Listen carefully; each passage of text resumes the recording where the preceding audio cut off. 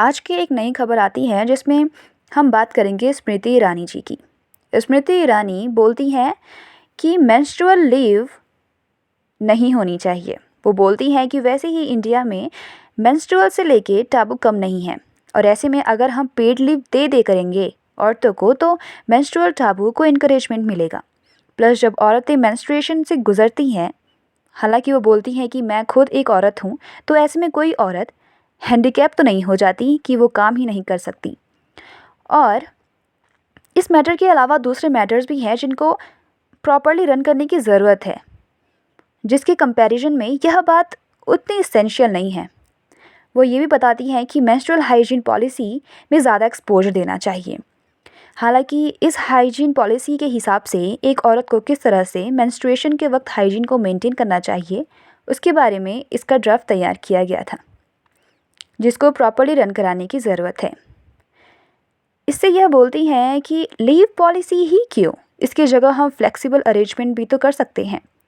Flexible arrangement जैसे कि work from home, सुबह पेन हो रहा है तो औरत देर से जा सकती है काम पर, और अगर दिन में काम के वक्त दौरान पेन होता है तो जल्दी छुट्टी लेकर हाफ डे करके आ सकती है।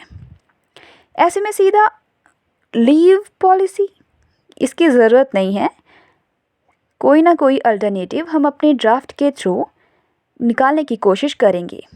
तो स्मृति ईरानी का कुछ इन शब्दों का यूज़ करना है जिसमें बहुत सारी लार्ज स्केल में विमेन अपोजिशन में हैं, जिसमें उनका कहना है कि ऐसे मामलों में रेफरेंडम होना चाहिए, ना कि एक औरत को सभी औरतों का रिप्रेजेंटेटिव बन के नहीं आना चाहिए, क्योंकि हर एक औरत का पेन डिफरेंट होता है। और कुछ औरतें ऐसी होती हैं जो हॉस्पिटल जाने के कगार में आ जाती हैं अपने कुछ स्टार्टिंग के दिनों में, तो ऐसे में सीधे ये बोल देना भी इतना कम नहीं है। लेकिन वहीं पे कुछ लोग बोलते हैं कि it is the matter of equality, but matter of equality तब आती जब एक आदमी को भी हर एक महीने इतने ही लेवल का पेन झेलना पड़ता।